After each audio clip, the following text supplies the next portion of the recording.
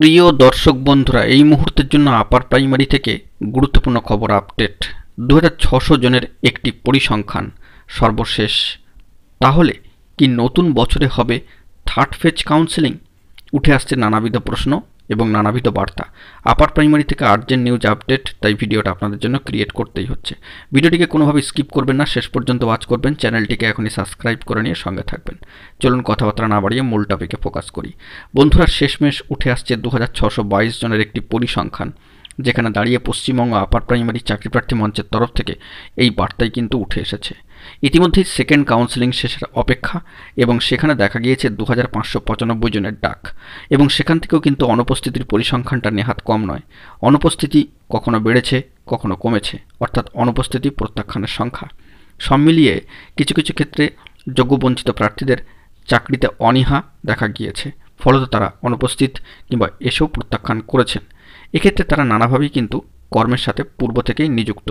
তো যাই হোক না কেন, অন্যান্য চাকরির ক্ষেত্রে তারা চাকরি করছেন বলে এই জায়গাটি তারা ছেড়ে দিচ্ছেন, যাতে করে যারা পরবর্তী ক্ষেত্রে রয়েছেন তারা পান। তো এটি মহানুভবতার পরিচয়, সেই বিষয়টিকে কুর্নিশ জানাতেই হচ্ছে। কিন্তু আমরা দেখেছি যে প্রথম কাউন্সেলিংয়ের পরবর্তী ক্ষেত্রে কিছুটা সময় অপেক্ষা করার পর ও শূন্যপদের পরিসংখ্যান হিসাব নিকাশ গুছিয়ে নিয়ে কিন্তু সেকেন্ড কাউন্সেলিংয়ের নোটিফিকেশান চলে আসে।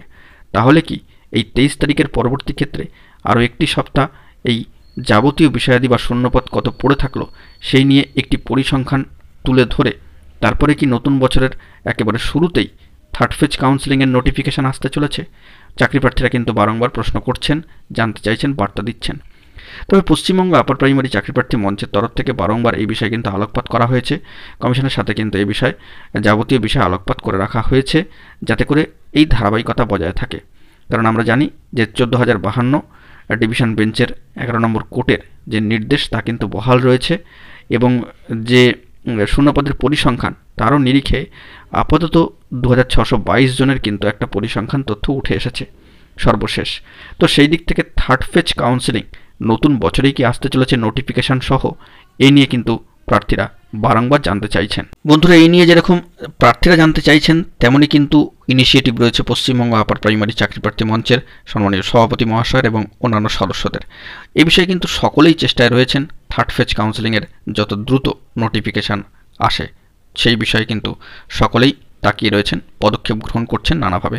তবে ধারাবাহিকতা বজায় রাখতে হবে। থার্ড ফেজ কাউন্সেলিংয়ের এই দাবি কিন্তু বারবার উঠে এসেছে। এখন দেখার বিষয় যে নতুন বছরে থার্ড ফেজ কাউন্সেলিংয়ের নোটিফিকেশান আসে কিনা, যাবতীয় শূন্যপদের পরিসংখ্যান হিসাব করে নিয়ে সেই দিকে আমাদেরকে ফোকাস রাখতে হবে।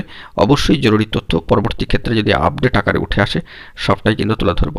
আপনারা কিন্তু অবশ্যই মঞ্চের ভেরিফাইড গ্রুপ ফলো করুন। যাবতীয় সমস্যা সমাধানের ক্ষেত্রে মঞ্চ কিন্তু সর্বদাই পাশে থাকছে। সর্বশেষে অবশ্যই পশ্চিমবঙ্গ আপার প্রাইমারি চাকরি প্রার্থী মঞ্চ এবং সম্মানীয় সভাপতি মহাশয়কে ধন্যবাদ, কৃতজ্ঞতা জানাতেই হচ্ছে। নতুন বছরেই এবারে থার্ড ফেজ কাউন্সেলিংয়ের নোটিফিকেশান আসে কিনা সেই দিকে আমাদেরকে সকলকে ফোকাস রাখতে হবে।